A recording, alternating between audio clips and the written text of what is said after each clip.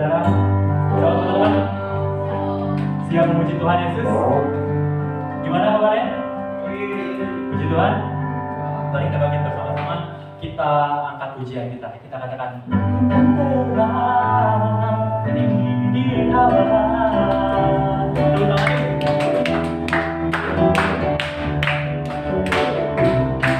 Kita katakan firman Tuhan. Firman Tuhan.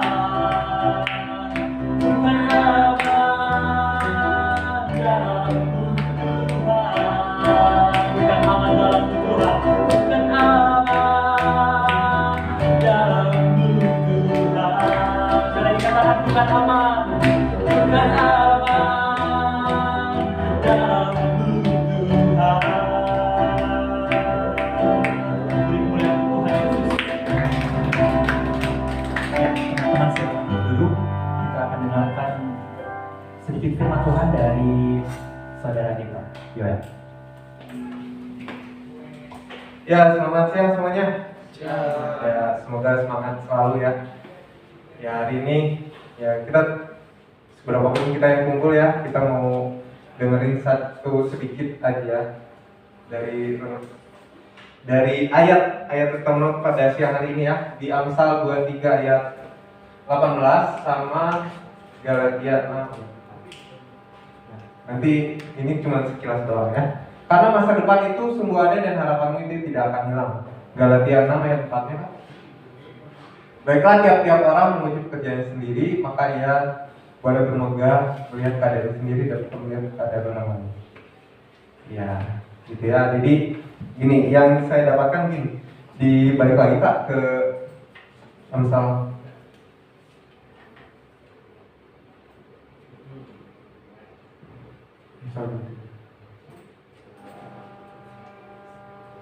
Ya, jadi gini ya teman-teman, jadi bahwa sesungguhnya tuh Tuhan tuh sudah ingin kita tuh someday gitu kan, suatu pengharapan yang kita bisa terima itu baik, gitu ya.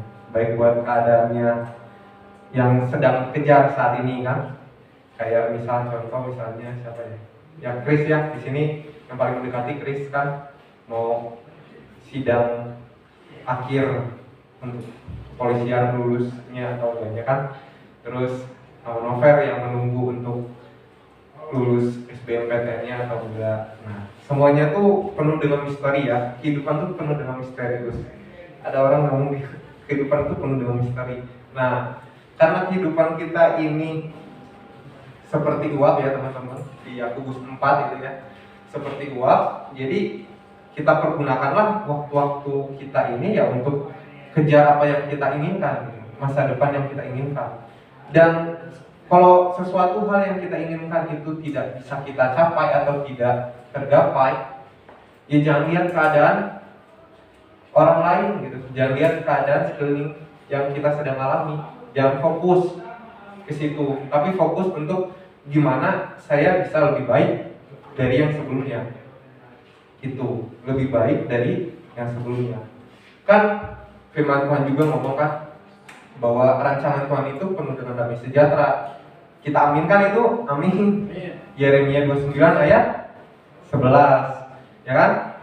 Dan cara untuk kita bisa mencapai masa depan yang Tuhan janjikan, rancangannya yang kita selalu dengar mungkin ya setiap di gereja-gereja, apalagi ayatnya terkenal sekali.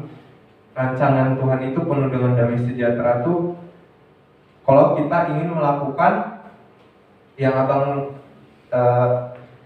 menurut abang ada dua tuh. Pertama, kita butuh semangat ya, semangat dalam diri kita.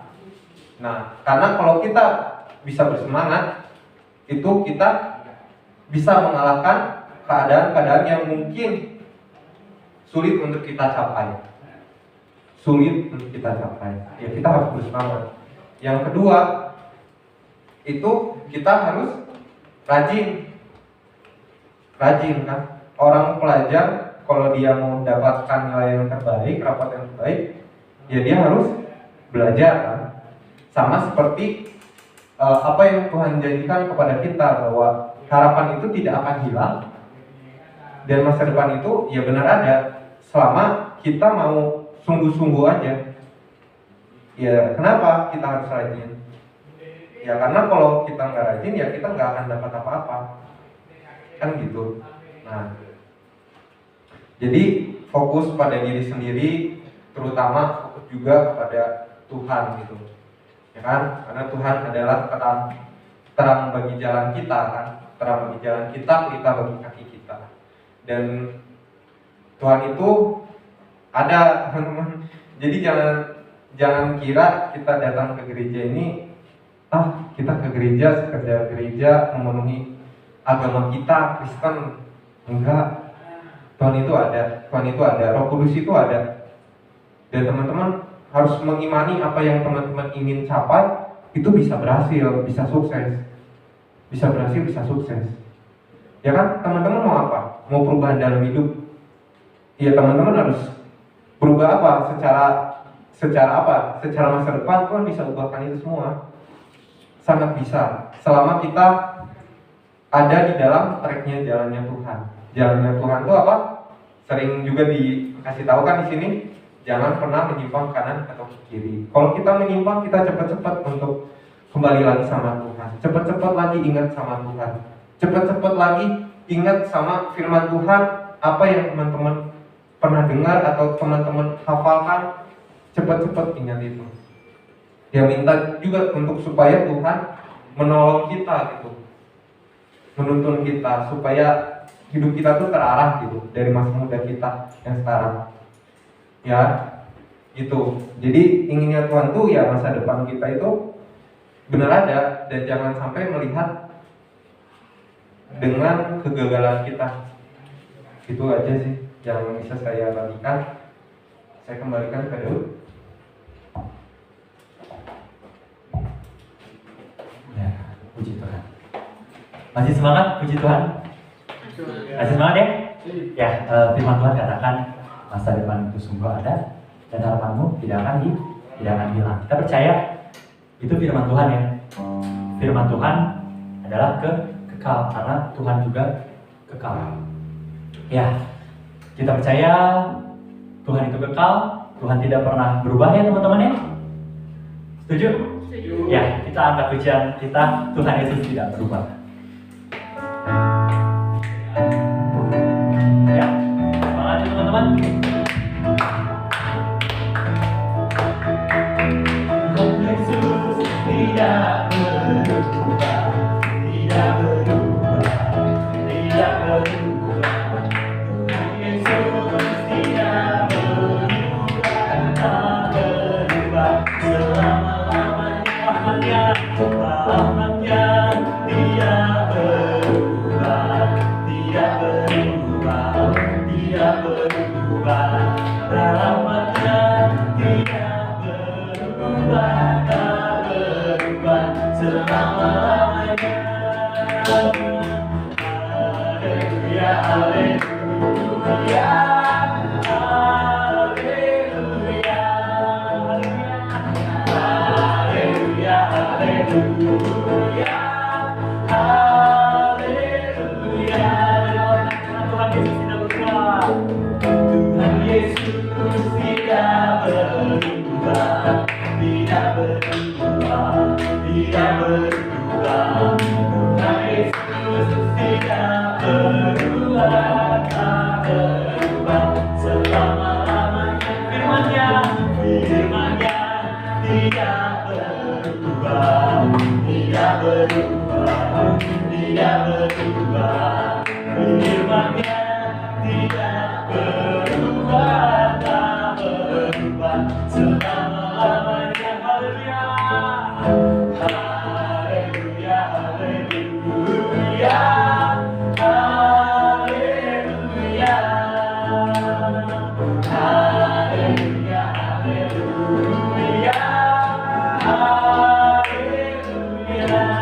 haleluya, haleluya, haleluya, haleluya.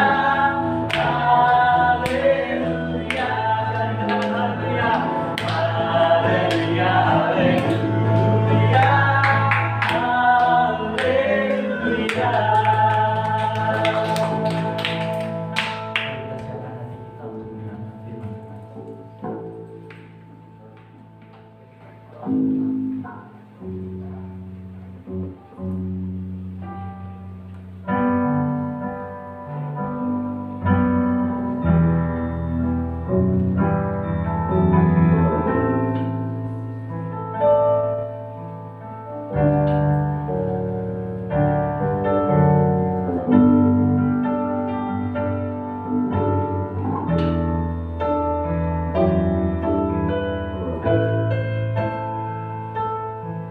Tuhan.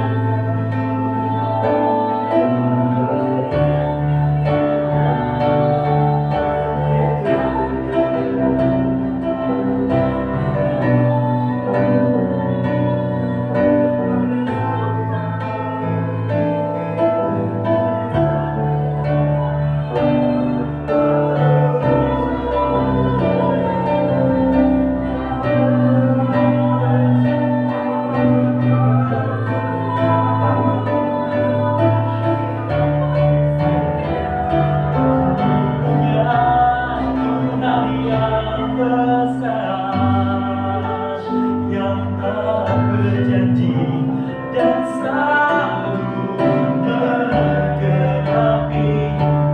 Aku bersepakat percaya kuasa-Nya, ku terima sekarang kemenangan dari punya.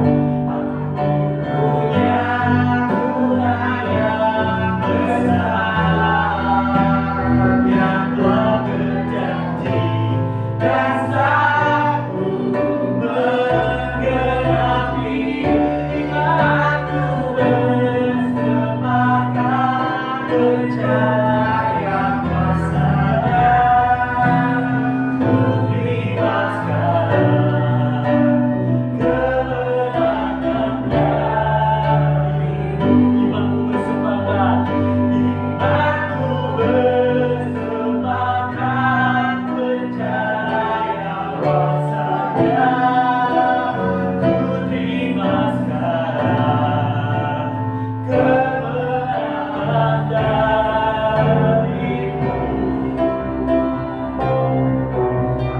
Cita-cita karena Tuhan, kami mau tetap tenang karena kami percaya bahwa firman Tuhan tidak pernah gagal. Kami percaya Tuhan bahwa firman Tuhan itu kekal, dan firman-Mu adalah bagian kami Tuhan. Kami percaya Tuhan Yesus. Kami mau terima firman Tuhan siang hari ini. Berarti hamba-Mu yang akan menyampaikannya ya Tuhan. Turunlah kuasa yang dari-Mu Tuhan Yesus. Sertailah ya Tuhan, dan juga memberkati setiap hati kami, supaya kami boleh bisa menerima firman Tuhan dengan utuh. Tuhan tolong lembutkan hati kami Tuhan, teguhkan hati kami Tuhan dengan firman Tuhan. Dapat kami bersyukur Tuhan untuk persekutuan dengan Tuhan siang hari ini. Pujilah nama Tuhan Yesus Kristus. Di dalam nama Tuhan Yesus kami berdoa dan mengucap syukur. Haleluya. Amin.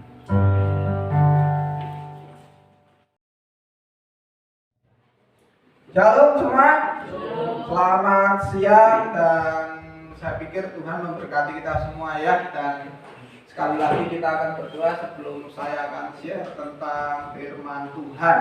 Kita berdoa sekali lagi. Bapak yang baik, mengucap syukur untuk siang ini. Kami percaya hadirat-Mu ada di tempat ini, dan kami mengikat setiap intimidasi kuasa kegelapan apapun itu, kami ikat tolak dalam nama Yesus. Kuasa-Mu diturunkan, firman-Mu kami terima sebagai makanan rohani yang sehat, yang membuat rohani kami bertumbuh dan juga berbuah, sehingga bukan hanya orang lain saja menikmati, kami menikmati firman, kami menikmati buah yang kami hasilkan, dan nama-Mu dipermuliakan dalam kehidupan kami, karena kami percaya hidup kami berarti, masa depan kami sungguh ada, pengharapan kami tidak pernah hilang di dalam Engkau. Terima kasih Tuhan Yesus, berkati kami semua, kami siap terima firman-Mu, beri pengertian yang sederhana supaya kami bisa mengerti, dan ketika kami pulang, kami mendapatkan sesuatu yang baru yang membuat hidup kami bersemangat dan siap untuk menjalani kehidupan bersama dengan Tuhan Yesus. Dalam nama Yesus kami berdoa, amin. Oke, saya masih akan share tentang masa depan sungguh ada, pengharapan tidak akan hilang. Terus saya share selama saya dipercaya untuk bawa firman di tempat ini. Saya akan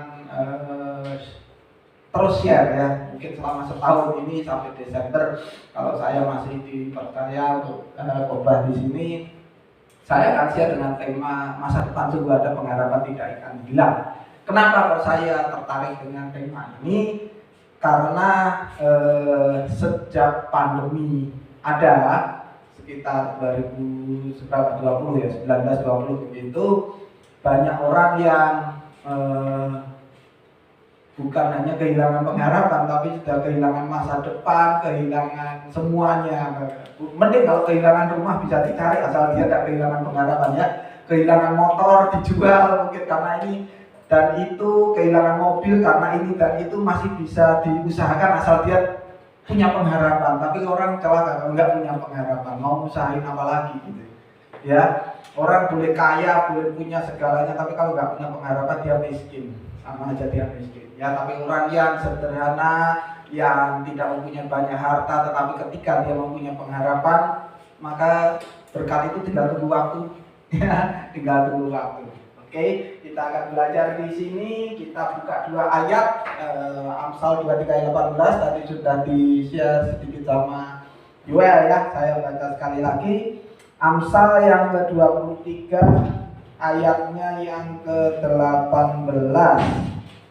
Dibilang karena masa depan sungguh ada dan harapanmu tidak akan hilang. Masa depan itu ada, harapan tidak hilang. Sudah saya share ya, masa depan itu orang pasti punya. Masalahnya pengharapan orang yang punya masa depan itu ada atau enggak gitu ya.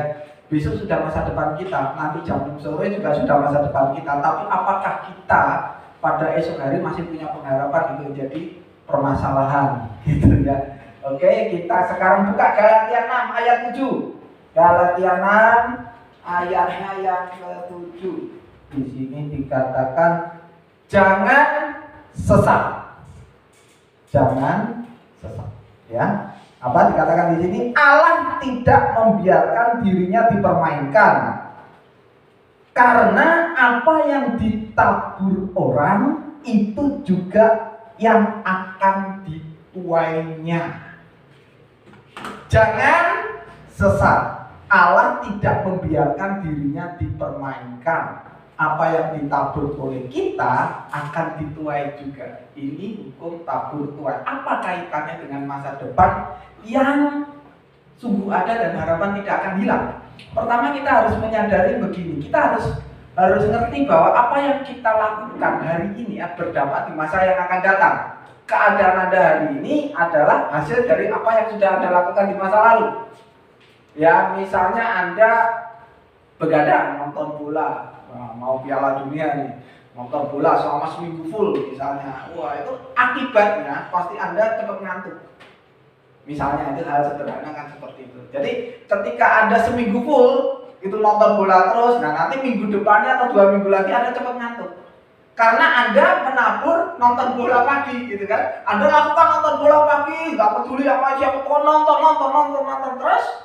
Dan dari jam misalnya dari jam 1 pagi sampai jam 3 atau jam 4 pagi terus selama seminggu penuh, maka minggu depan 2 minggu lagi Anda pasti cepat ngantuk. Kenapa? Bukan Anda kurang oksigen, bukan Anda kurang makan, bukan Anda kurang olahraga, tetapi Anda menabur sesuatu yang Anda sudah lakukan.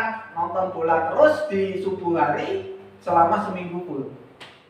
Apa yang ditabur akan dituai. Yang kedua dibilang apa? Allah tidak membiarkan dirinya dipermainkan. Jangankan Tuhan tidak membiarkan dirinya dipermainkan, orang tua kita juga tidak akan membiarkan dirinya dipermainkan oleh kita. Pak, Bu, minta uang buat apa? Beli kuota, Bu. Kenapa kok beli kuota? Yang berapa giga? Yang sekian giga? Berapa? 50.000 dikasihlah. 60.000 kan biasanya lebih dari 50 berapa ya, kurang Bu 70 dong ya, 70 kasih.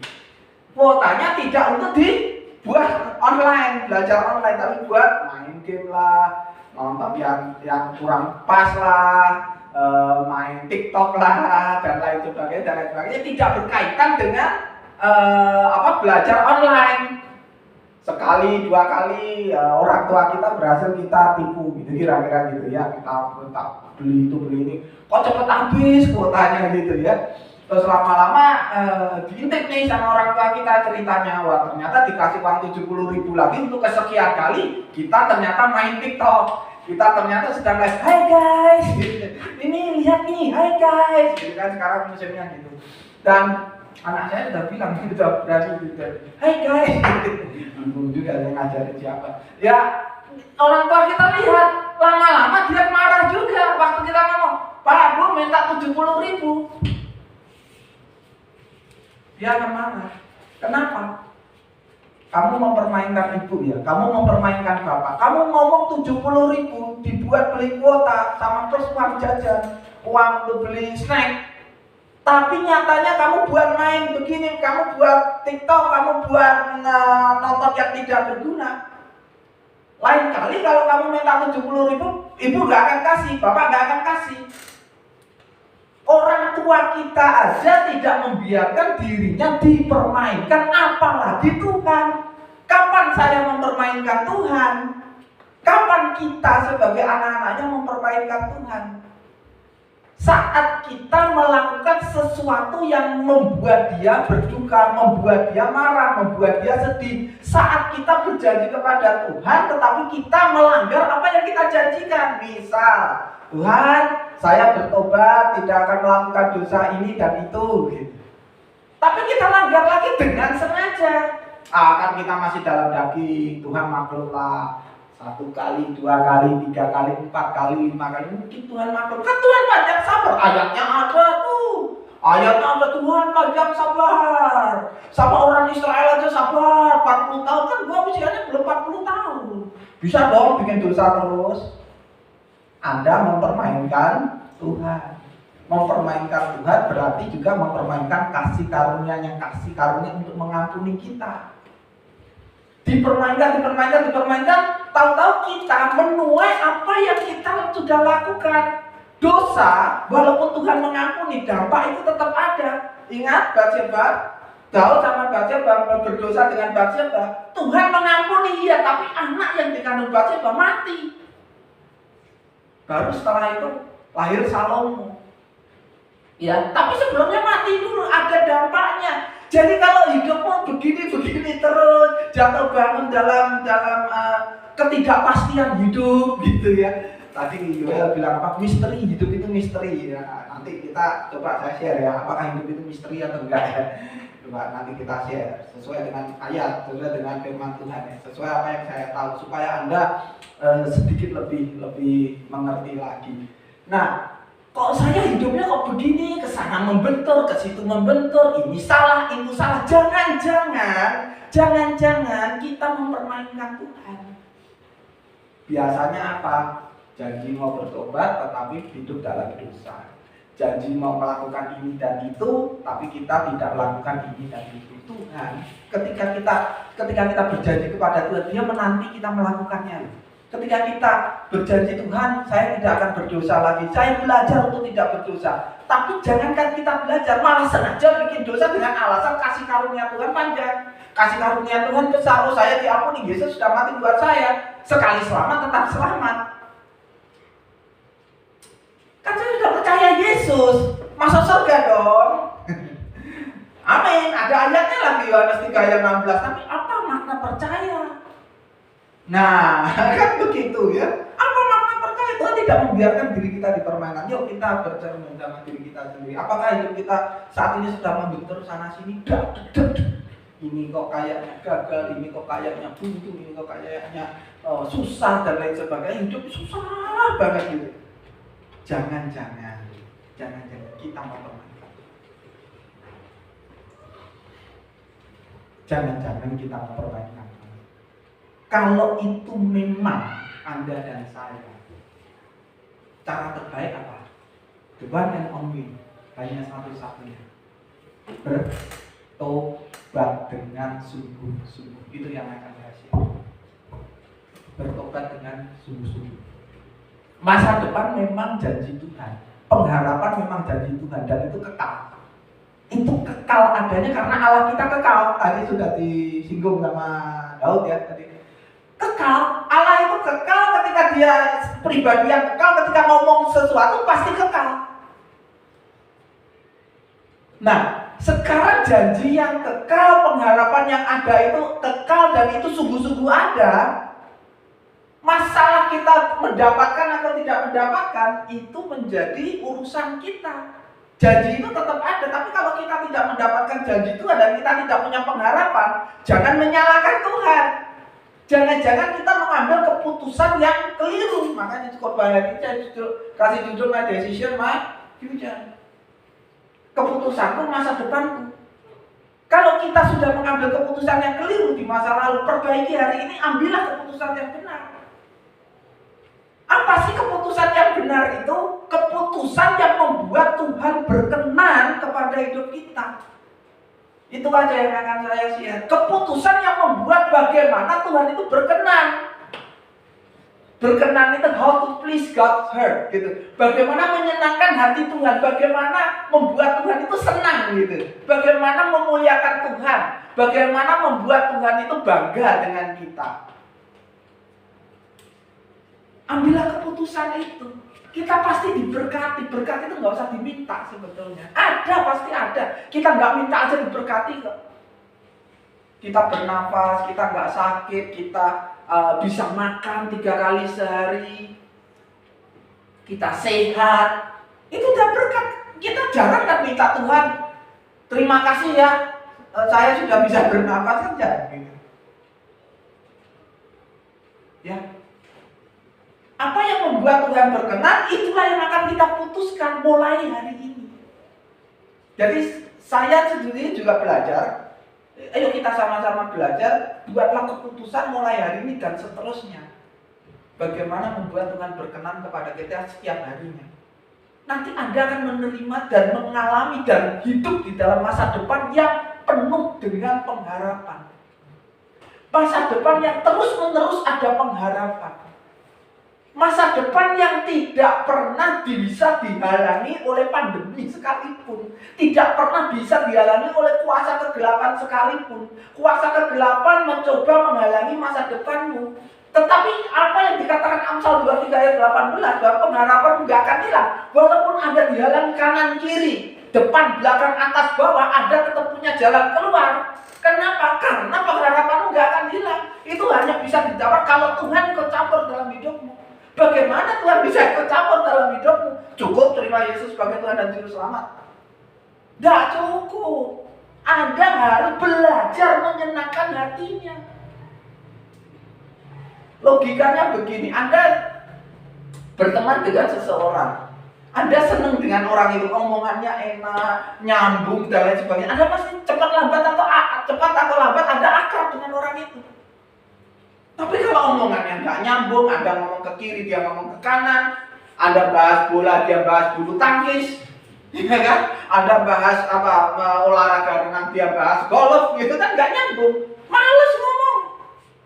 Anda bahas matematika, dia bahas biologi, nggak nyambung kan? Males ngomong, ngapain gua ngomong sama lu gitu? Ngapain saya berteman sama orang yang nggak nyambung, nggak sejalan, ngapain? Nah, berkenan itu paling gampangnya, bahasa sederhana, nyambung sama Tuhan.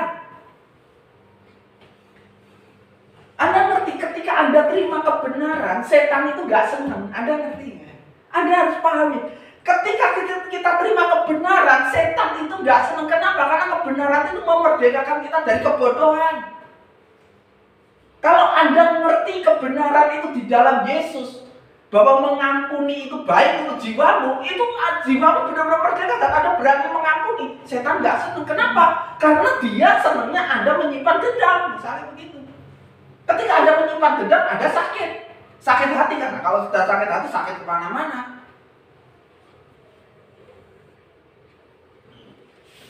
Terima Yesus saja cukup? Nggak cukup. Anda harus hidup di dalamnya dan panggil Yesus hidup di dalamnya. Caranya gimana? Hiduplah berkenan di hadapan Tuhan.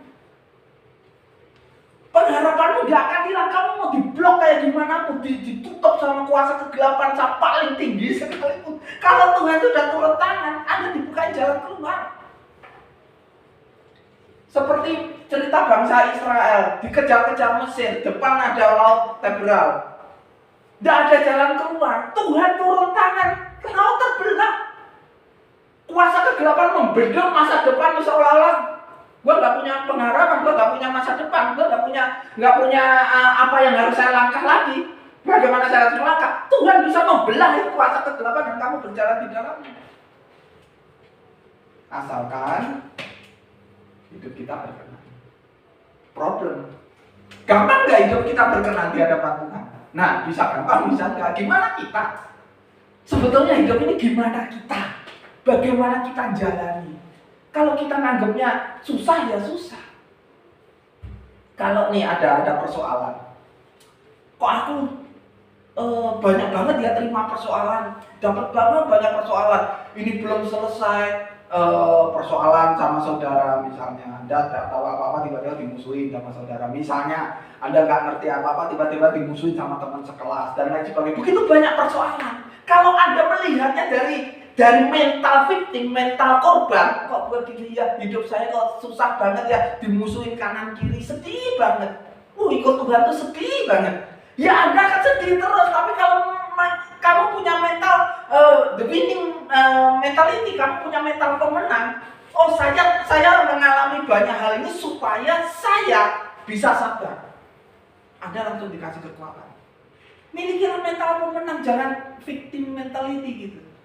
Capek lah saya disuruh gini gitu. Siapa tahu Anda disuruh sana, disuruh sini, Anda difitnah sana, difitnah sini, Anda disakiti teman sana sini. Tuhan menjadikan Anda punya mental yang kuat supaya Anda ketika diberkati Tuhan dengan berkat yang besar, Anda siap untuk menjalankannya. Jangan dikit-dikit. Kok gini ya hidup ya, gagal maning. Tapi kalau Anda lihat nggak apa-apa, gagal itu biasa dalam hidup. Yang penting gua nggak jatuh. Ya, amin ya. Gagal itu biasa. Gagal itu biasa. Mentok itu gagal. Mentok itu biasa. Yang penting Anda punya jalan keluar dan Anda punya semangat. Itu yang penting. Ngapain Anda sekarang dikasih, misalnya Anda pengen kuliah, Anda dikasih beasiswa kuliah, tapi Anda tidak punya semangat untuk belajar, ngapain? Belum tentu loh orang yang minta, misalnya Tuhan aku pengen kuliah, dikasih uang kuliah, dikasih beasiswa, tengah jalan semester 1 masih niat, semester 2 setengah niat, semester 3 mulai nggak niat. Itu apa? Orang yang nggak punya semangat sama aja nggak punya pengharapan. Ya, milikilah the winning mentality, not the victim mentality. Jangan mental korban dikit-dikit sedih, posting, gua lagi sedih nih guys. Ngapain? Miliki. Gagal coba lagi. Biasa, saya kasih tau, biasa. Gagal itu biasa aja. Gagal itu biasa. Jangan kita itu gagal kayaknya untuk hidup itu semuanya. Jangan, coba lagi. Yang penting itu Anda bisa pakai. Kita lihat kisah 13 ayat 22. Yang Tuhan cari itu mental seorang yang berkenan. Kisah 13 ayatnya yang ke-22. Kisah Para Rasul 13 ayat yang ke-22. Dan kita belajar dari Daud ya di sini ya. Raja Daud. Kisah pasalnya yang ke-13 ayatnya yang ke-22. Setelah Saul disingkirkan, Allah mengangkat Daud menjadi raja mereka. Tentang Daud, Allah menyatakan aku telah mendapat Daud bin Isai, seorang yang berkenan di hatiku dan yang melakukan segala kehendakku. Tuhan gak berkenan kepada Saul karena dosa dan dosa. Sudah dibagikan ke Ayu ya tentang Saul tahun lalu begitu ya, tentang Raja Saul gitu. Dan Tuhan berkenan kepada Daud. Kenapa kok Tuhan berkenan kepada Daud? Karena dia melakukan apa yang dikehendaki oleh Tuhan. Pertanyaannya, apakah Raja Daud sempurna? Enggak. Sama kayak kita, dia gak sempurna, dia ada dosa juga. Salah satunya dengan Batseba. Salah satunya dia bunuh suaminya Batseba-nya diambil sebagai istrinya. Jahat banget. Tapi kenapa kok Tuhan ngomong Daud ini berkenan? Itu yang akan kita belajar. Jadi kita jangan minder. Jadi kita jangan gua orang penuh dosa kok. Saya orang yang nggak layak lah. Saya penuh dengan dosa. Saya banyak melakukan dosa. Daud melakukan dosa parah banget. Dan saya percaya Anda belum melakukan apa yang seperti Daud lakukan. Dia dengan siasat liciknya dorong Uria suami Batseba untuk maju perang, dibunuh sama musuh. Istrinya diambil jadi istrinya Daud, istrinya diambil untuk menjadi istrinya Daud. Kurang ajar kan? Anda kan kenapa saya nggak kepikiran untuk gitu. Tapi Daud kepikiran loh. Dan Tuhan menyatakan firman, dia berkenan di hadapan Tuhan. Kenapa? Jadi di sini bagi saya saudara yang masih belum menang terhadap dosa tertentu dan lain sebagainya, jangan takut Anda tidak punya masa depan. Asalkan tadi sungguh-sungguh mau bertobat, sungguh-sungguh mau melakukan kehendak Tuhan.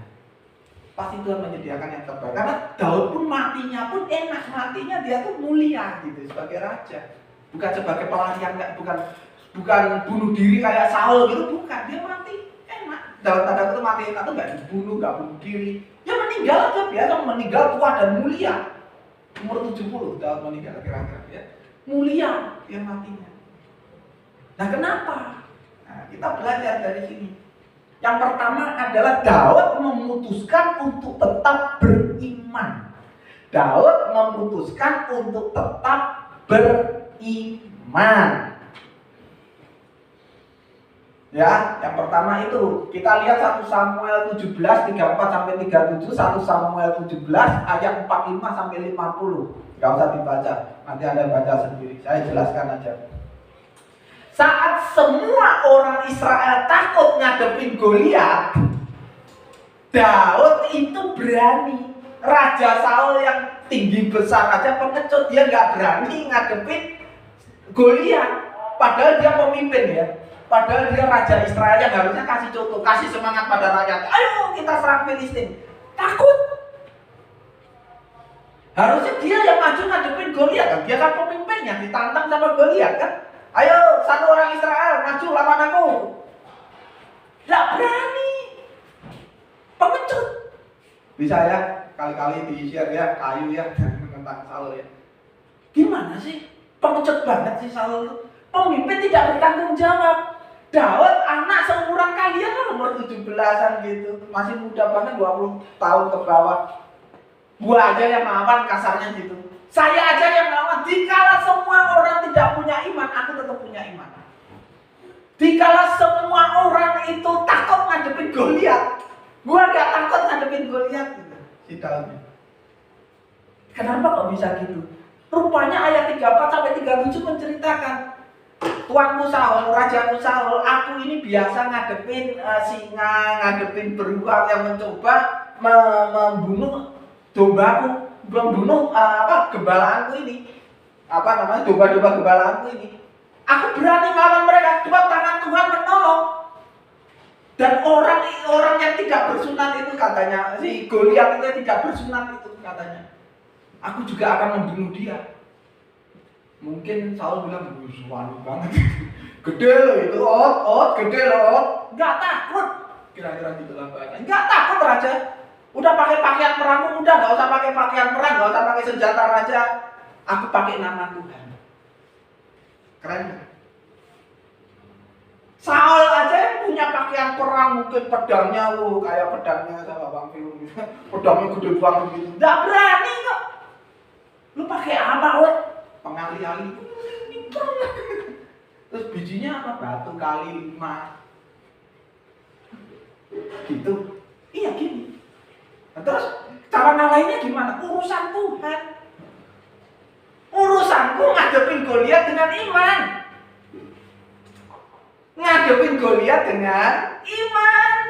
Ngadepin masalahmu dengan iman. Nyelesainnya urusan Tuhan. Kalau di situ bisa ditambahin, silakan Kak Yayu tambahin. Ada tambahannya. Iman itu dasar dari segala sesuatu yang kita harapkan dan bukti dari segala sesuatu yang tidak kita lihat.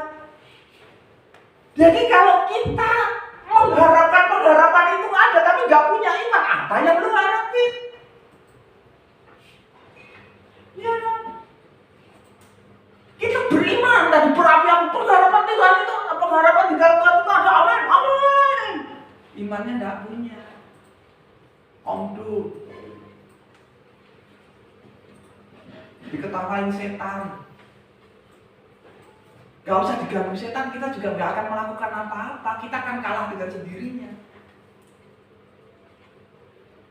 Nangkep gak? Ya. Ini sengaja saya gak baca ayat-ayat ya supaya Anda gak terlalu bahasa Alkitab kan resmi banget ya. Saya terjemahkan aja supaya Anda enak dengarnya. Yolah pakai pakaian perangku gini, gak usah raja, udahlah gak usah pakai senjataku ini yang biasa aku pakai sehari-hari. Apa ketepel? Apalagi batu. Terus ngalahinnya gimana? Urusan Tuhan. Urusan Tuhan, urusan big boss. Tadi Daud bilang apa? Tadi nyanyinya. Jadikan hamba setia kepadamu. Gue ini cuma hamba belajar setia aja. Raja Saul. Itu urusan Tuhan. Gimana ngalahinnya itu urusan Tuhan. Urusan saya cuma beriman, berpengharapan, aku percaya Tuhan menyertai dan Tuhan pasti mengalahkan. Aku pasti mengalahkan karena Tuhan ada. Sama aplikasinya gimana sih dengan masalah-masalah yang kita hadapi? Masalahnya besar, ini itu. Beriman, aku pasti bisa melewati itu. Filipi 4 ayat 13 jelas, segala perkara dapat kutanggung di dalam Dia yang memberi kekuatan kepadaku. Titik. Kasih kekuatannya gimana? Urusan Tuhan. Anda gak usah mikir kasih kekuatannya gimana ya. Apa saya dijadiin kayak Superman? Apa saya dijadiin kayak Hulk gitu, kuat gitu? Urusan Tuhan. Yang aku tahu segala perkara dapat kutanggung di dalam Dia yang memberi kekuatan kepadaku. Udah, titik itu aja. Dan aku pasti menang, aku bisa menanggung. Kenapa? Karena Tuhan yang memberi kekuatan. Gimana caranya Tuhan kasih kekuatan? Gak usah ikut mikir. Itu urusan Tuhan. Hidup itu dibawa santai aja. Gak usah terlalu rumit mikirnya. Itu urusan Tuhan. Urusan Tuhan. Kalau saya mau kesaksian, banyak banget kesaksian dalam hidup saya berumah tangga sama Kak Melda, punya 2 anak kecil-kecil.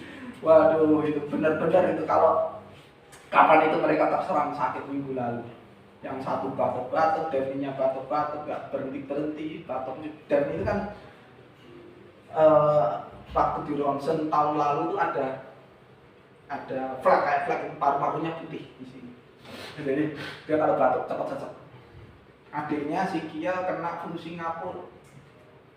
Keren dia flu Singapura. Emang Koko pernah ke Singapura? Boro-boro ke Singapura. Jauh banget dia. Ke Singapura kan 10 juta ya. 10 juta ngapain kalau ke Singapura 10 juta ya?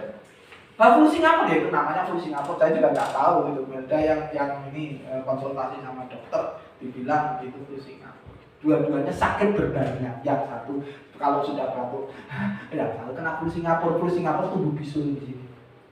Dan ini keluar mana? Kalau pecah keluar mana? Katanya begitu. Serem. Kata siapa nggak serem? Panik? Enggak.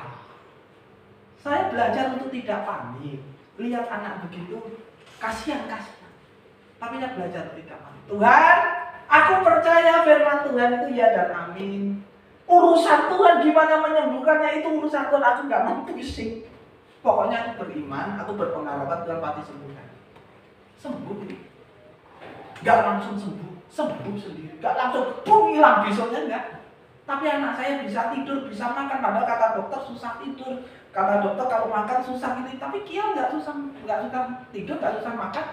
Dan batuknya berangsur-angsur hilang. Dan ketika 1 minggu lalu dibawa Melda ke dokter, dibawa maminya ke dokter, di ronsen, fleknya hilang.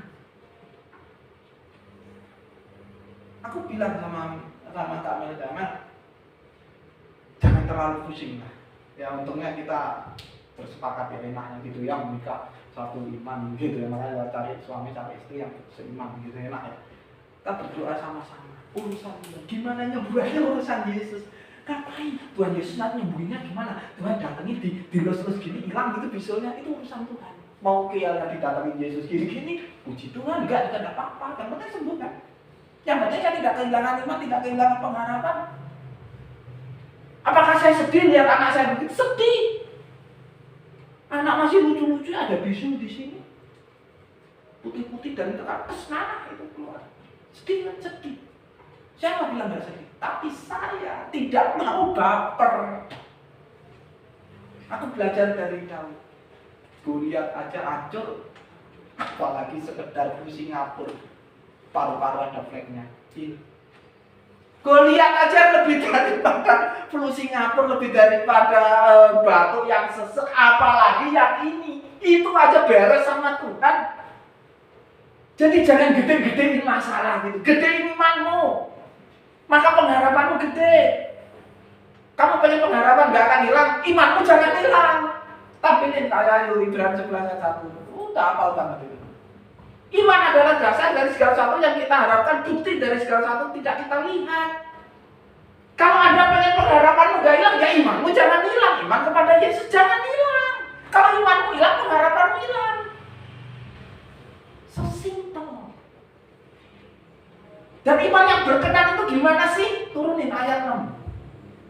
Iman yang berkenan itu yang gimana sih?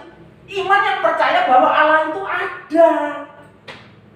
Dan dia memberi upah kepada orang yang sungguh-sungguh mencari. Lah kan sungguh-sungguh cari Tuhan kan? Renungan pagi. Kalau kami ada di surga dimuliakan Allah.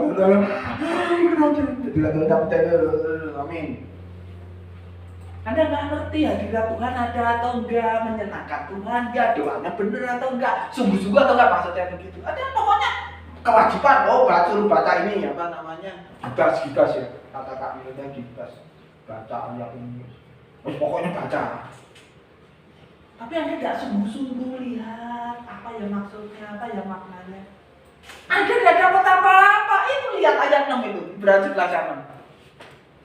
Apa yang berkenan kepada Tuhan? Iman yang bagaimana? Sungguh-sungguh percaya kepada Tuhan bahwa Allah itu ada, Yesus itu ada, nyata real. Roh Kudus itu real, Bapa di surga itu real.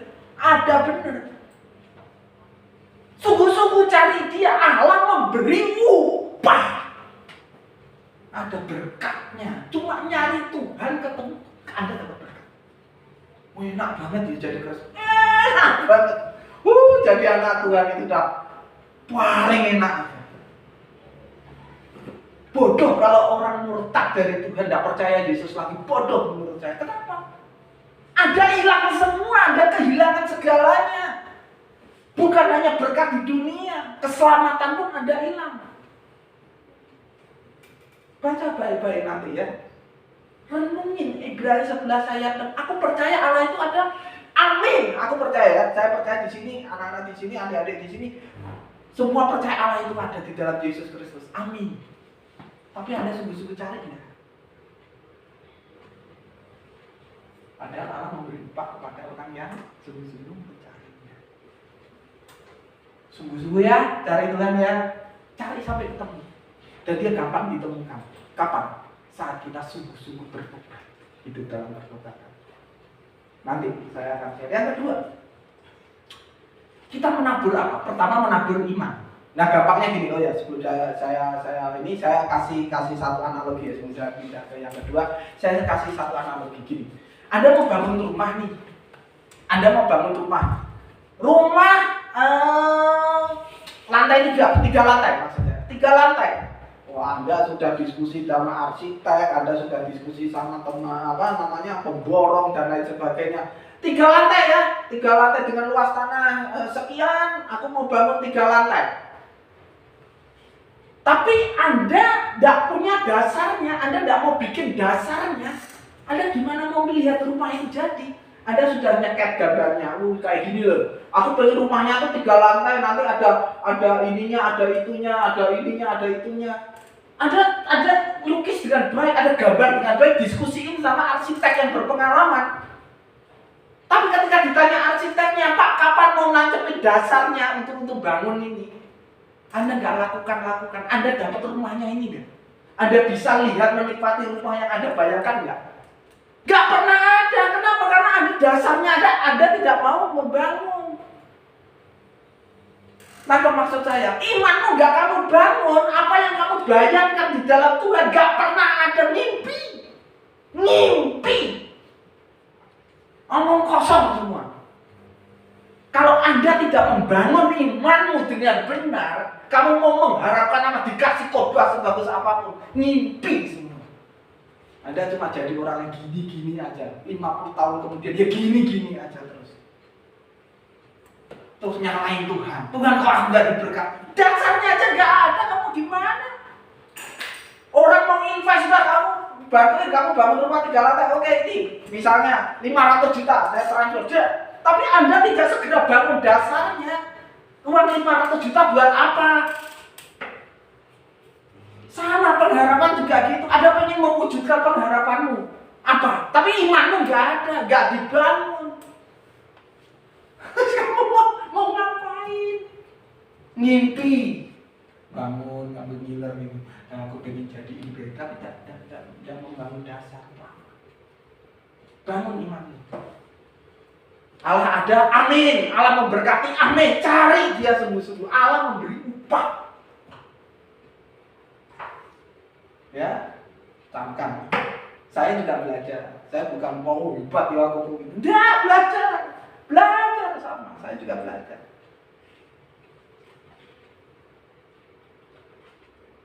Aku pengen, misalnya anakku Devni ini ya, nanti jadi pinter di matematika atau apa gitu. Tapi saya nggak kasih dasar 1 tambah 1, 2, nggak kasih dasar. Dia ngerti apa nanti? Ngomong kosong ya, cuma mau cerita ke tetangga ini aku pengen anakku jadi gitu, tapi saya nggak ngajarin apa-apa. Saya tidak membangun dia tidak belajar apa-apa untuk menjadi dasar, untuk sebagai dasarnya menjadi ahli matematika misalnya. Terus ngomong doang kan? Sok sekarang sebutin, Anda punya cita-cita apa? Tapi Anda tidak membangun apa-apa. Ngomong kosong, cuma mimpi doang. Buang waktu. Sedang waktu jalan terus, umurmu nambah terus. Mulai bangun imanmu. Cari Tuhan sungguh-sungguh. Yang kedua, taburan kita apa selain taburan iman? 2, taat. Taat. Daud memilih untuk taat kepada perintah Tuhan saat dia ada kesempatan membunuh Saul 2 kali. 1 Samuel 24, 4-7, 1 Samuel 26, 7-11. Saya nggak akan bacain satu-satu. Itu nanti baca sendiri lah. Saya ceritain aja. Jadi Daud dikejar-kejar oleh Saul, singkatnya begitu ya, kira-kira begitu karena Saulnya iri pada Daud gitu. Dan Daud punya kesempatan untuk bunuh Saul saat di gua. Saulnya istirahat, Saulnya ketiduran. Teman-temannya bilang, prajuritnya Daud bilang, Daud bunuh aja. Dia sudah nyakitin kamu, dia sudah ngejar-ngejar kamu, bunuh aja. Oh, nggak mau aku. Aku tidak mau menyentuh orang yang diurapi oleh Tuhan. Aku nggak mau. 2 kali Daud punya kesempatan bunuh Saul yang jahat sama dia nggak mau. Kenapa? Dia menghormati Tuhan. Karena Tuhan bangga banget sama Daud. Di samping kelemahannya, ini kelebihan Daud. Taat. Belajarlah untuk taat. Taat itu apa sih? Yang pertama, taat itu apa? Bukti dari kita mengasihi Tuhan. Yohanes 14 ayat 1. Bukti dari kita mengasihi Tuhan. Yohanes 14 ayat yang pertama. Tidak ada di situ sih. Adanya ada tambahin. Ya kalau bisa tambahin di situ. Yang kita perlu tahu tentang ketaatan apa? Kalau kita taat, bukti kita mengasihi Tuhan. Bukti kalau kita mengasihi Tuhan. Kita ngomong ke Tuhan, aku cinta pada Tuhan, tapi kita nggak tahu ngomong apa. Dan kalau kita mengasihi Tuhan, Tuhan pasti berkenan. Dan kalau Tuhan berkenan kepada kita, oh sudah, masa depanmu terbentang luas. Setan juga nggak bisa ngalangin kamu dapat kesuksesan. Setan nggak bisa tutup jalan, karena kalau Tuhan sudah buka jalan, siapapun nggak bisa tutup. Tapi kalau Tuhan sudah tutup jalan, siapapun nggak bisa buka. Yang kedua, ketaatan itu apa? Membuat kita semakin intim dengan Tuhan, dekat kepada Tuhan.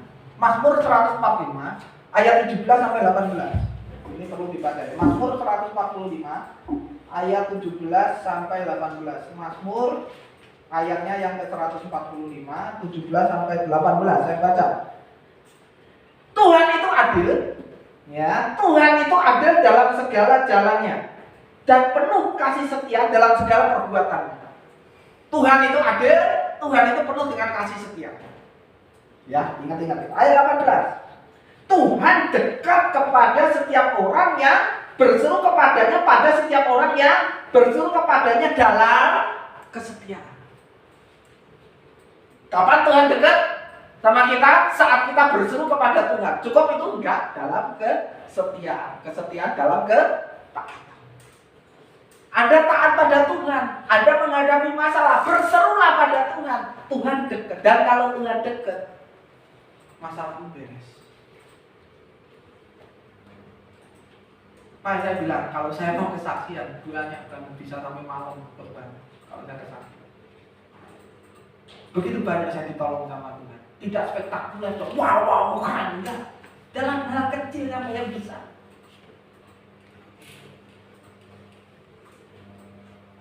Ada aja berkat, ada aja yang tidak pernah disangka dan nanti ada. Kadang-kadang terharu sama Tuhan. bagian kita, aku cuma mikir gini ya, sama Kamil dan Gamal, pokoknya kita tuh setia aja. Urusan Tuhan, menolong kita caranya gimana, urusan Tuhan. Kita gak usah mikir Tuhan, gak usah nyuruh Tuhan nolongnya aku kayak gini ya, gak usah. Itu urusan Tuhan. Bagian itu setia. Kenapa ayat ini bilang Tuhan itu dekat kepada orang yang setia? Kalau kita berseru dalam doa, Tuhan tolong aku, tapi kalau kita nggak setia ya Tuhan nggak akan males. Tapi kalau kita setia dan kita menjerit pada Tuhan, sesuatu terjadi.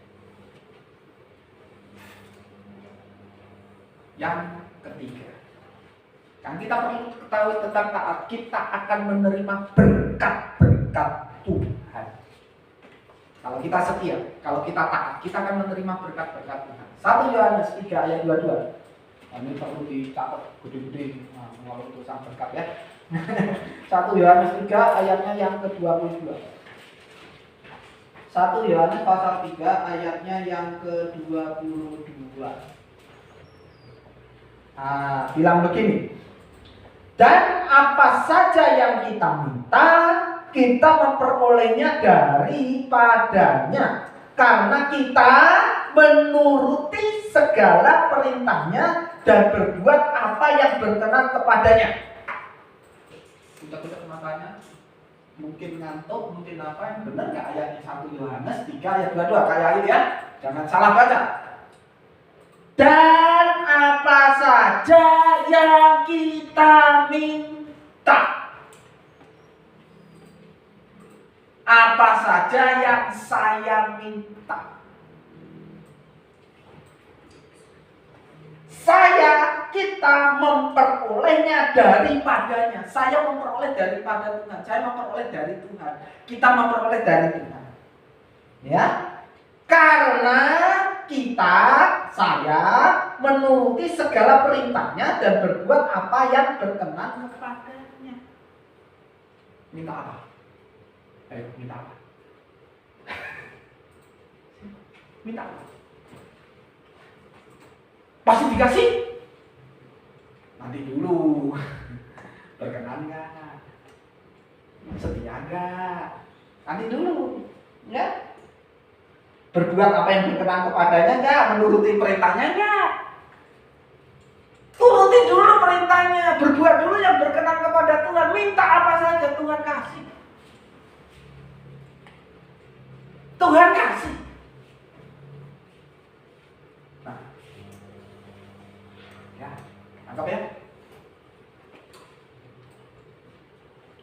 Ketaatan tidak pernah membuat kita rugi. Ketaatan kepada Tuhan membuat kita semakin hidup diberkati oleh Tuhan. Apalin ayat ini, jadikan tema 1 Yohanes 3 ayat 3. Asal aku menuruti segala perintah Tuhan, asal aku berbuat apa yang berkenan kepada Tuhan, maka aku minta kepada Tuhan, Tuhan akan memberi. Janji Tuhan, ya dan amin. Taburlah apa yang berkenan, taburlah ketaatan. Pertama, taburlah iman. Yang kedua, taburlah ketaatan. Tuhan tidak membiarkan dirinya dipermainkan. Ketika kita menabur iman, ketika kita menabur ketaatan, Tuhan juga akan memberikan kepada kita sesuai apa yang dijanjikannya. Yang ketiga, tentang kekudusan. Hidup dalam pertobatan maksud saya. Daud bukan manusia yang sempurna. Dia pernah mengalami dosa. Dia pernah melakukan dosa maksud saya. Sehingga dia mengalami hal-hal yang seharusnya tidak dialami. Tapi dia mengalami karena dia dosa.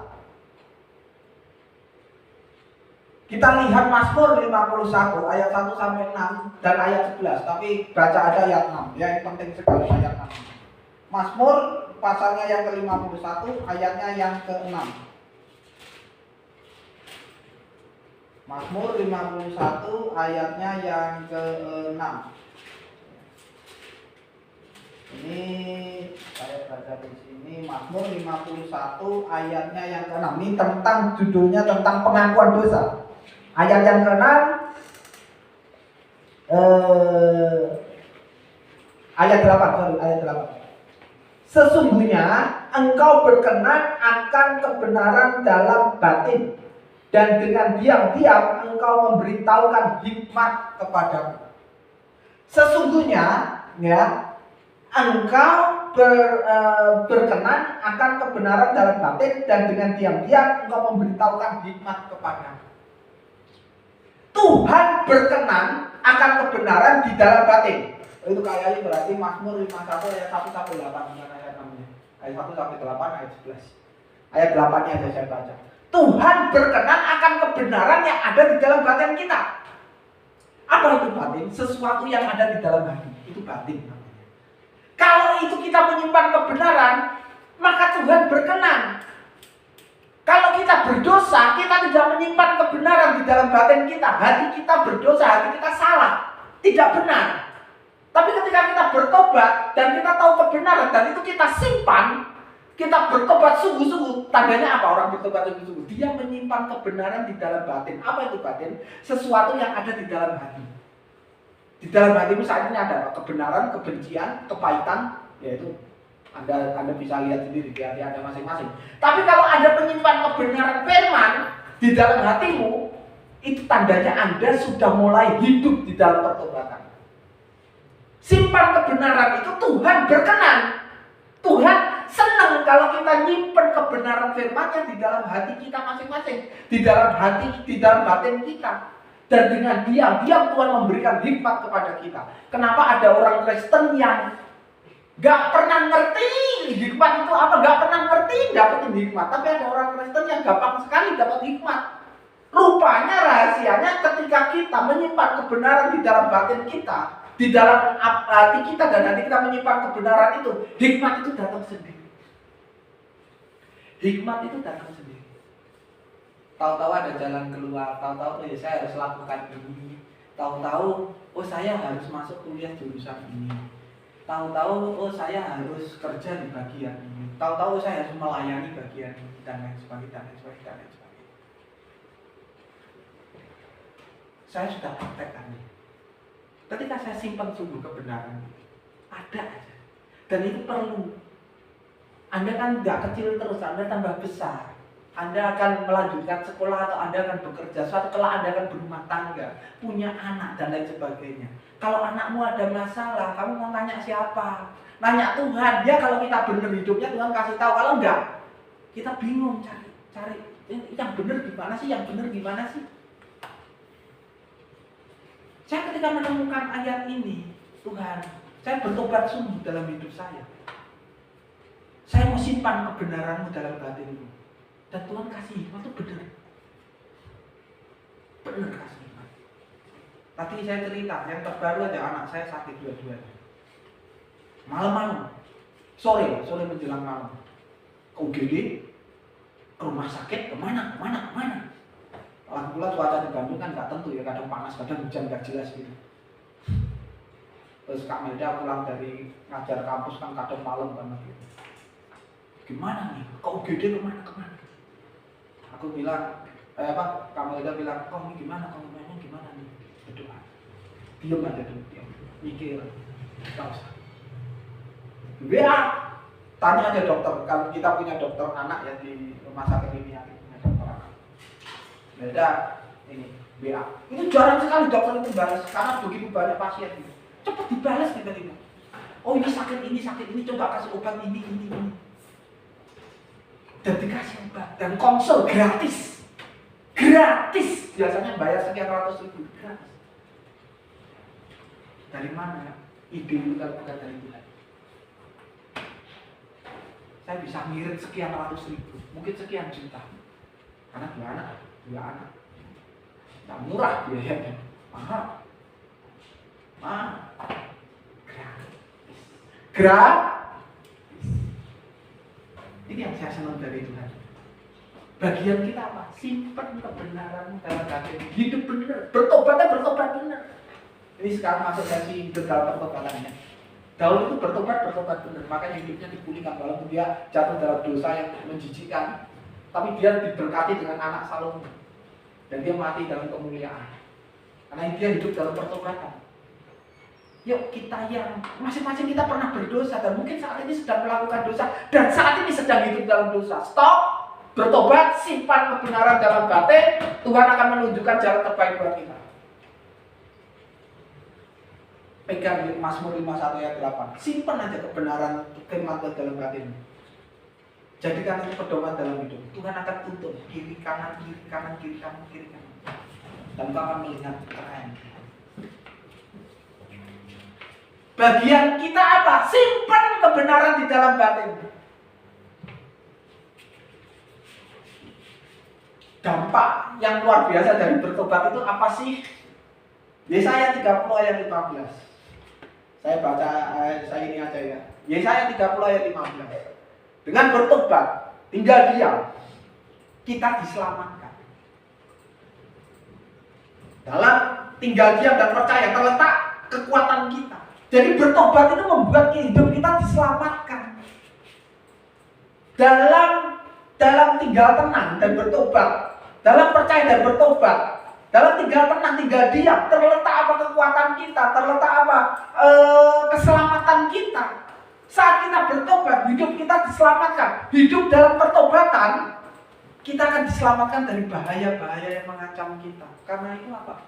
Sering dibilang tadi kata Yoel, gereja-gereja bilang Yesaya 29 ayat 11, rancangan damai sejahtera. Ada berarti rancangan damai sejahtera? Bukan rancangan kecelakaan. Rancangan damai sejahtera itu tidak ada yang bisa mengambil damai sejahteramu terhadap rancangan Tuhan yang sudah berikan kepada setiap kita. Walaupun ada banyak masalah, kita tetap tenang. Kenapa? Karena kita hidup dalam pertobatan. Kita akan diselamatkan. Dengan bertobat kita diselamatkan. Diselamatkan itu artinya kita dihindarkan dari orang-orang jahat yang akan menghalangi kita. Kita dihindarkan dari roh-roh jahat yang akan menghalangi kita. Kita dihindarkan dari masalah-masalah yang akan membuat kita celaka. Kita diselamatkan. Asalkan kita hidup dalam pertobatan. Bertobat, hidup kita diselamatkan.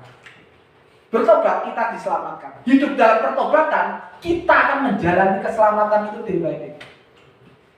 Tuhan akan menyelamatkan kita dari bahaya yang nggak perlu. Tuhan akan menyelamatkan kita dari penyakit-penyakit yang nggak perlu. Syaratnya hidup dalam pertobatan. Hidup dalam pertobatan. Bertobat itu baik. Cukup bertobat enggak? Anda harus lanjutkan hidup dalam pertobatan.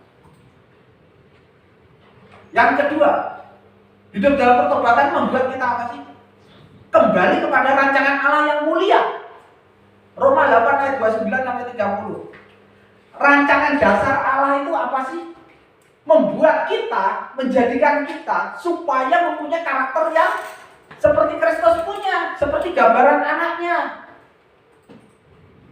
Roma 8 ayat 29 sampai 30, baca sendiri di situ. Rancangan dasar Allah itu apapun saat ini yang Anda alami, ketika itu menjadikan Anda mempunyai karakter seperti Kristus, maka itulah rencana Tuhan dalam hidup ini. Gak peduli Anda sekarang mahasiswa, gak peduli Anda sekarang karyawan, gak peduli Anda sekarang lagi nunggu kerjaan, lagi nunggu kuliah, lagi sekolah, lagi apa. Selama Anda punya karakter dan menuju kepada karakter Kristus, itu bagian dari rencana Allah dalam hidupmu. Jadi nantikanlah sesuatu yang luar biasa akan terjadi dalam hidupmu. Jangan gak sabar jadi orang. Tiap orang diproses masing-masing.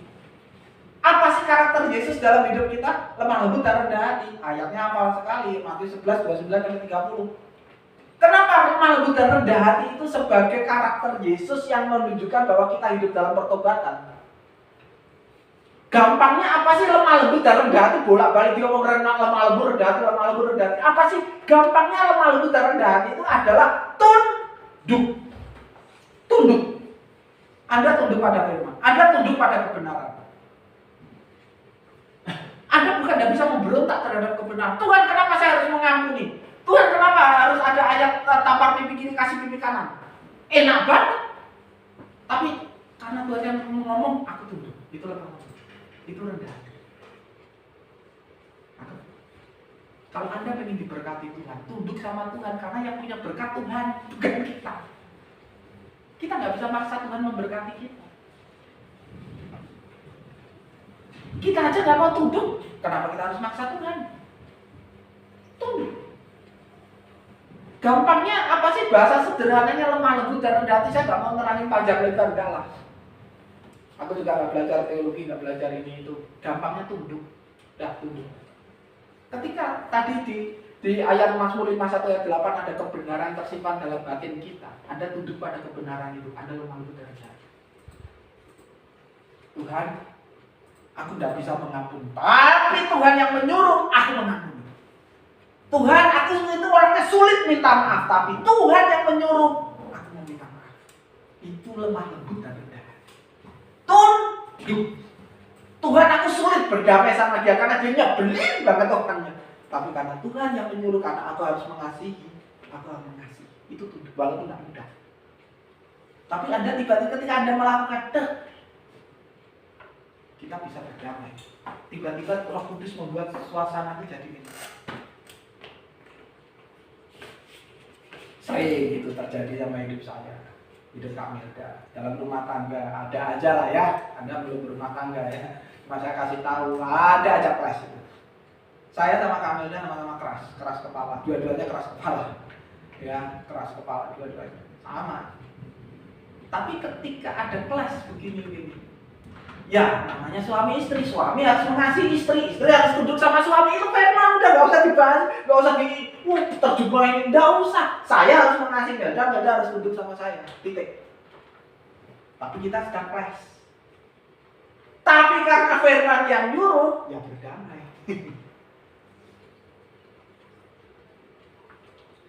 Indah. Rumah tangga gak ada kelas-kelasannya, gak enak juga ya. Lempeng terus gak enak, ngantuk gitu. Ada lah dikit-dikit gitu, gak apa-apa. Tapi akhirnya tunduk sama firman. Firman ngomong apa? Oh, saya harus mengasihi Melda. Walaupun dia mungkin menjengkelkan sekali, saya harus mengasihi dia. Dia harus tunduk sama saya, walaupun saya menjengkelkan buat dia. Nah itu tunduk. Temenmu jengkelin banget, pokoknya jengkelin, lihat mukanya aja ada muntah gitu. Tapi firman bilang suruh mengasihi, tunduk.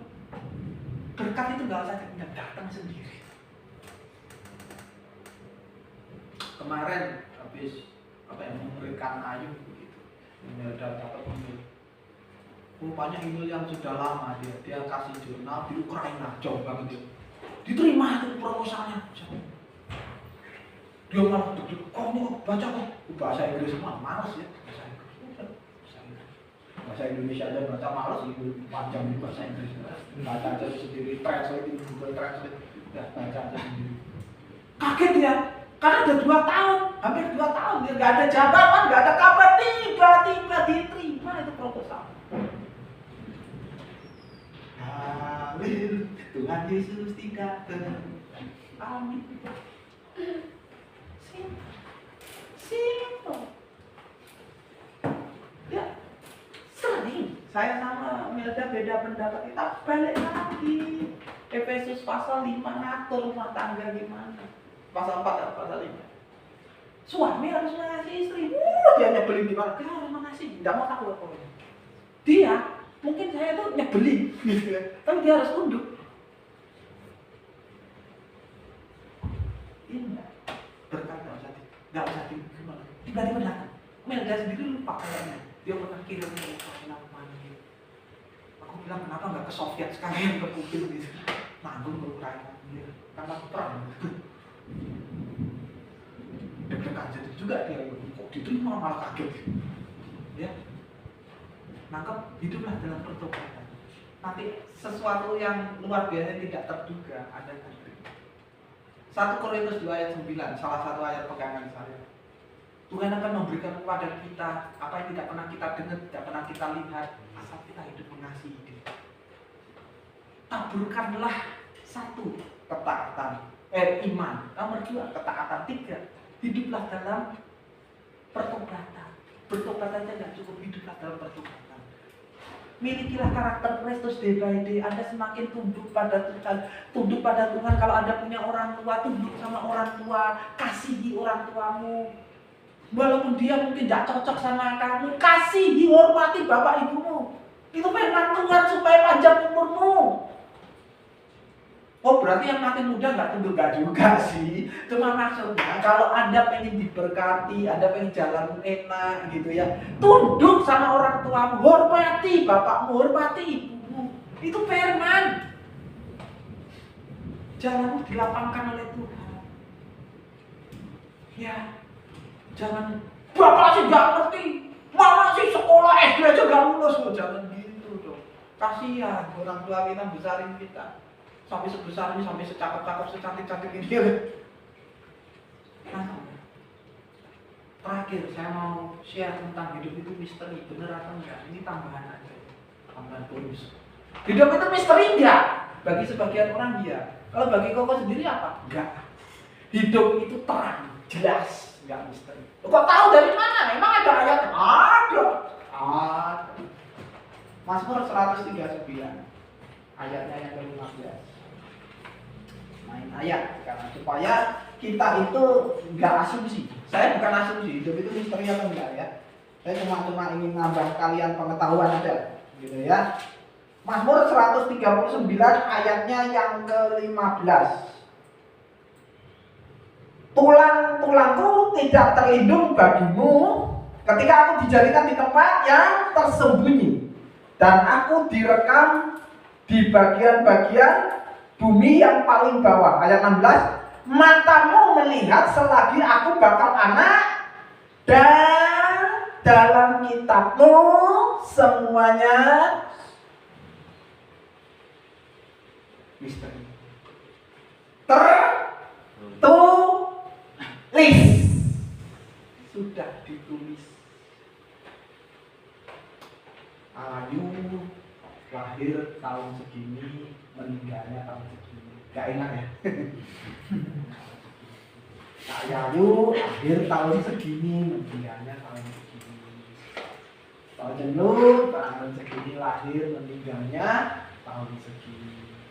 Tertulis di dalam Tuhan, tidak ada misteri. Misteri itu goib ya, misteri. Goib aja tidak misteri kalau kita pengen beneran mah. Enggak misteri. Wow, kuasa kegelapannya tidak ada misteri. Kalau kita dipenuhi dengan Roh Kudus ya, saya bukan apa-apa, tahu ini ada itu. Tahu. Tidak ada misteri, tertulis loh. Kan ada lagunya. Betapa ajaib dan dahsyatnya Tuhan, kejadianku, itu kan diambil dari sini. Ku mengangkat tanganku, dan lain sebagainya kan.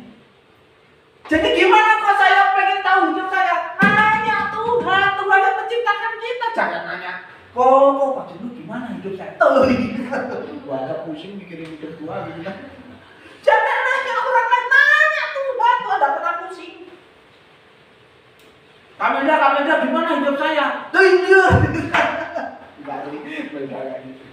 Ya, nggak tahu. Kita juga nggak tahu hidupmu gimana. Tanya Tuhan, tertulis semua tuh.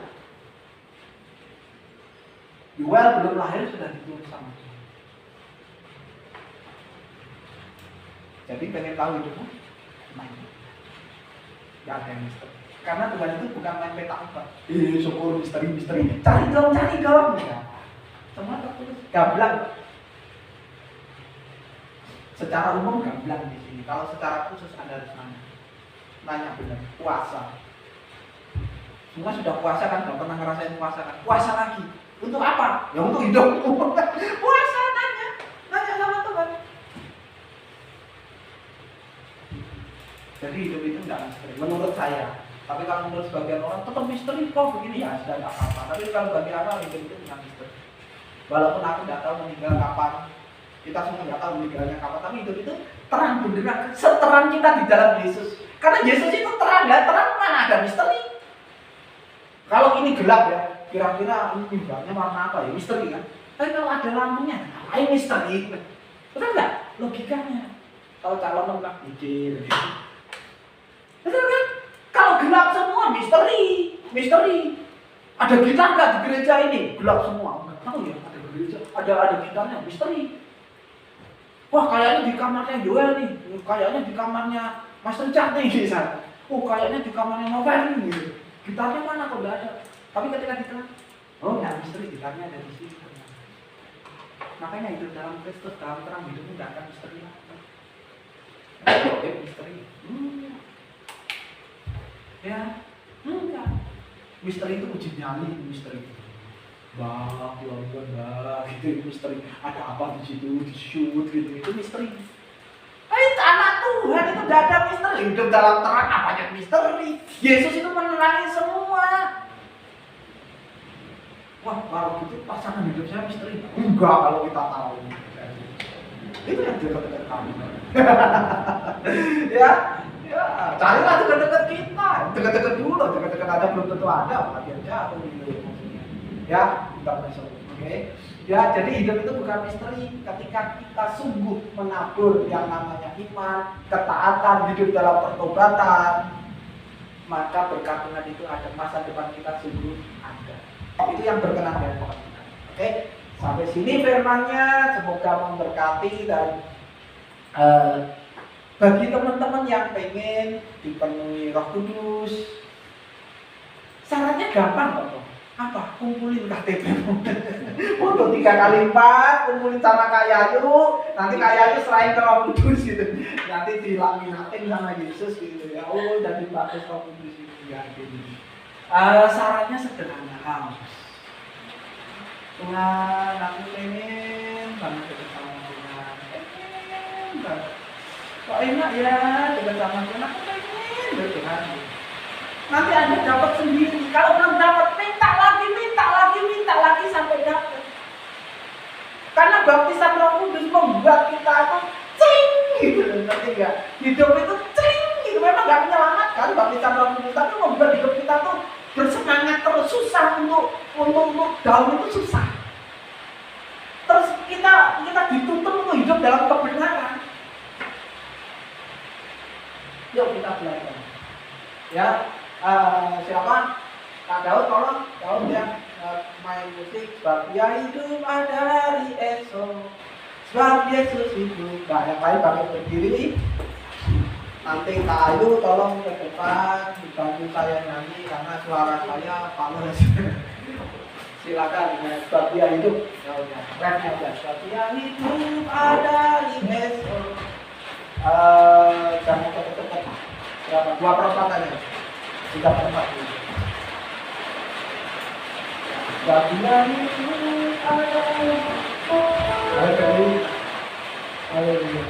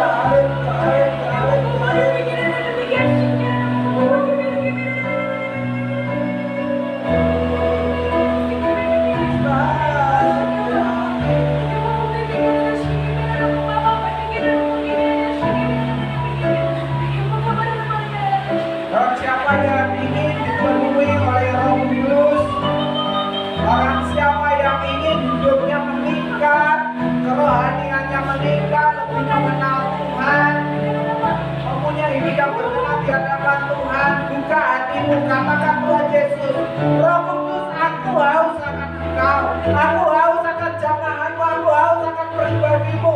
Penuhi kami, puaskan aku Tuhan, puaskan kami Tuhan. Dalam nama Yesus, dalam nama Yesus.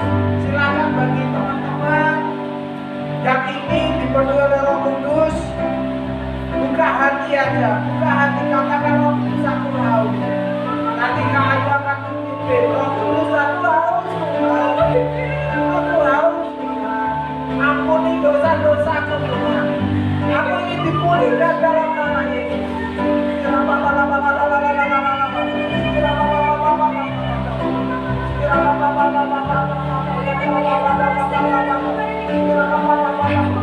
Karena Yesus hidup ada hari esok. Karena Yesus hidup ada pengharapan, pengharapan yang tidak mengecewakan. Barang siapa yang ingin memiliki pengharapan yang tidak mengecewakan, katakan Roh Kudus, Roh Kudus, aku mau memiliki pengharapan yang tidak mengecewakan. Pimpin aku untuk hidup di dalam iman, ketaatan dan pertobatan. Di dalam nama Yesus, silakan main untuk kami dalam doa. Terus penuhi teman-teman di tempat ini Tuhan. Penuhi siapapun.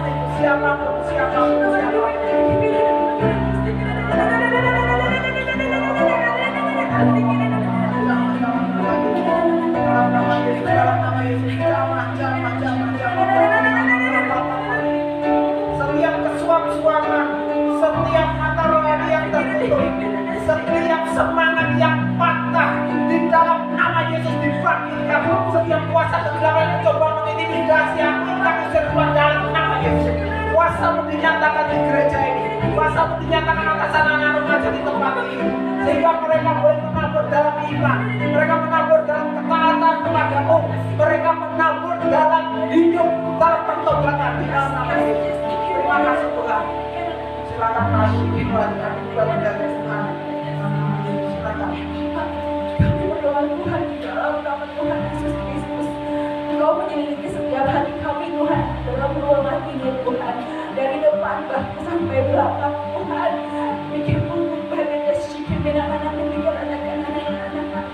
Setiap kami yang haus Tuhan, setiap kami yang rindu, persiapkan kami Tuhan, kami boleh terima Roh Kudus saat ini Tuhan. Kami punggung badan sungguh bukan karena kekuatan kami, bahkan sungguh bukan karena kami layak Tuhan, bahkan karena kami boleh berkenan Tuhan menerima karunia-Mu pada siang hari ini di dalam nama Tuhan Yesus. Bagi kami, bagi setiap kita yang mau hidup begitu sungguh rindu menerima Roh Kudus pada siang hari ini, boleh mengangkat kedua tangan di dalam yang hatinya sungguh-sungguh ingin menerima Roh Kudus siang hari ini. Boleh engkau mengangkat kedua tanganmu dan engkau meminta dengan sungguh-sungguh kepada Tuhan saat siang hari ini.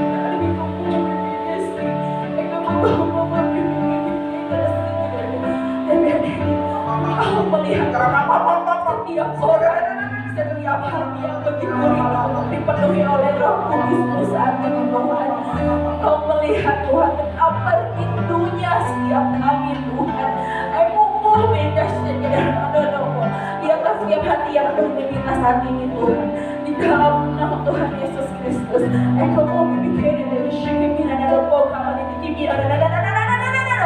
Saat ini Tuhan kami siap, kami mau menerima curahan Roh Kudus saat siang hari ini Tuhan. Di dalam nama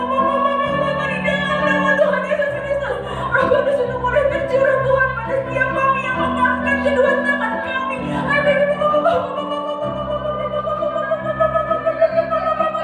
Jangan mengeraskan hatimu, jangan mengeraskan hatimu.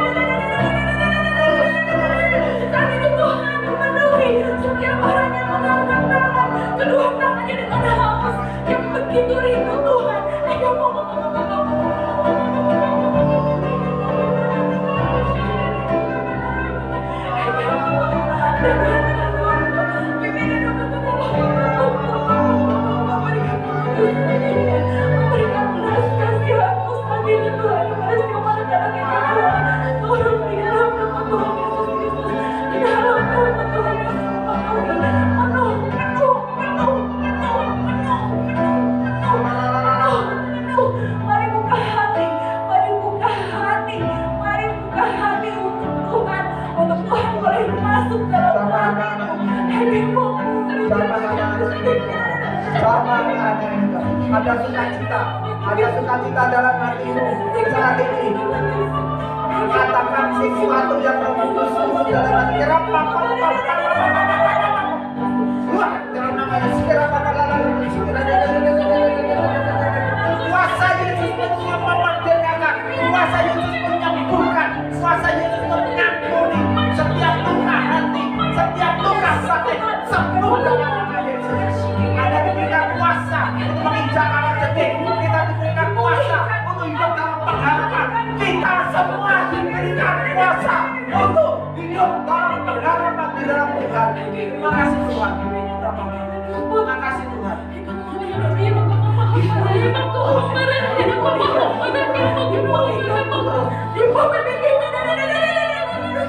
Segala ikatan dan kuasa kesehatan lepas dalam nama Yesus.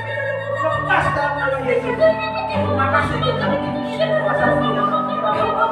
Sesuatu terjadi siang hari ini, sore hari ini, terjadi perubahan radikal dalam hidupmu. Terjadi perubahan radikal, perubahan paradigma.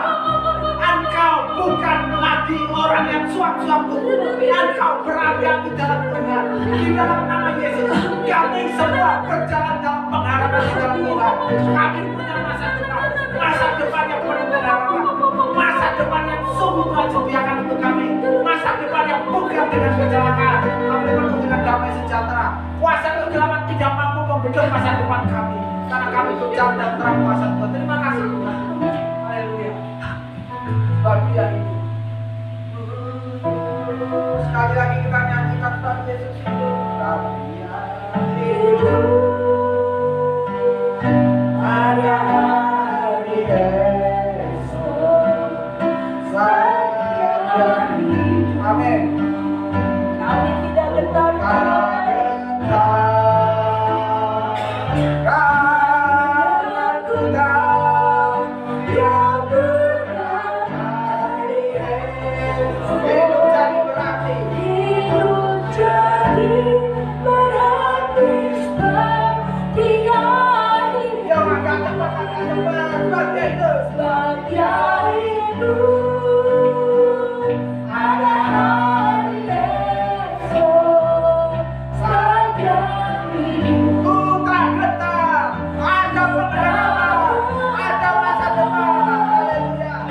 Aku tahu yang dekat hari esok. Hidup jadi. Hidup jadi berarti Sekali lagi yuk, kita nyatakan iman kita. sebab Dia hidup. Ada hari Esok sebab Dia hidup. Ku tak gentar karena ku tahu yang berat hari esok. Hidup jadi berarti sebab Dia hidup. hidup jadi berarti sebab Hidup jadi berarti Dia hidup. beri kemuliaan untuk Tuhan. Silakan Kak Saudara. Kami bersyukur Tuhan. Kami sungguh-sungguh berterima kasih kalau Tuhan percayakan karunia-Mu kepada kami Tuhan. Terima kasih Tuhan. Tuhan membalut setiap luka hati. Tuhan mengerti keadaan kami. Tuhan, kami tahu Engkau mengasihi kami Tuhan. Kau tidak membiarkan kami hidup di dalam dosa, karena Tuhan menyayangi kami. Kau sungguh-sungguh mengasihi kami dan membuktikan kasih-Mu Tuhan di kayu salib. Kau sungguh membuktikannya Tuhan dengan mati Tuhan mencurahkan darah-Mu buat kami. Dan Tuhan, Engkau terlebih baik. Engkau memberikan Roh Kudus-Mu kepada kami sebagai suatu penolong Tuhan, sebagai penghibur Tuhan, sebagai Terima kasih untuk Roh Kudus-Mu yang mau tercurah buat kami Tuhan. Dan tuntun kami Tuhan dalam hari-hari ke depan Tuhan. Kami mau terang, kami mau melihat masa kami dengan terang Tuhan. Karena ada Tuhan, karena ada Tuhan Yesus, karena ada Roh Kudus yang ada dalam diri kami. Menguatkan hati kami Tuhan untuk menjalani kehidupan. Menguatkan hati kami Tuhan untuk menjalani setiap tantangan yang ada di hadapan kami Tuhan. Dan biarlah kami semakin beriman, iman kami semakin besar Tuhan. Dan pengharapan kami juga semakin besar Tuhan. Sehingga kami tidak putus asa, kami tidak patah semangat. Kami tetap bersemangat karena ada Tuhan di dalam kami dan kami di dalam Tuhan. Tolong setiap kami Tuhan, dalam setiap hal Tuhan, dalam kami boleh bertumbuh di dalam firman-Mu. Berdoa untuk setiap ibadah yang akan datang, Tuhan boleh memberkati kami. Berdoa untuk setiap pemuritan demi pemuritan yang boleh dijalani Tuhan. Itu boleh membuat kami belajar Tuhan tentang mengenal Tuhan. Dan kami boleh belajar mengalami Tuhan. Terima kasih Tuhan untuk berkat-Mu hari ini. Kami sungguh bersyukur kalau Tuhan masih mau Tuhan berbicara kepada kami, mengkoreksi diri kami Tuhan. Sama seperti Daud Tuhan ditegur, kami mau membuka hati kami ketika kami ditegur Tuhan. Kami mau memperbaiki apa yang salah Tuhan dari diri kami Tuhan. Terima kasih Tuhan, terima kasih memberkati anak-anak di tempat ini, sekolah mereka, masa depan mereka Tuhan, orang tua mereka, setiap permasalahan mereka, pergumulan yang sedang mereka hadapi. Kami tahu Tuhan mereka akan mampu jika mereka mengandalkan Tuhan dalam hidup mereka. Terima kasih Tuhan Yesus, terima kasih. Kami berdoa, kami mengucap syukur hanya di dalam nama Tuhan Yesus Kristus. Haleluya. Amin.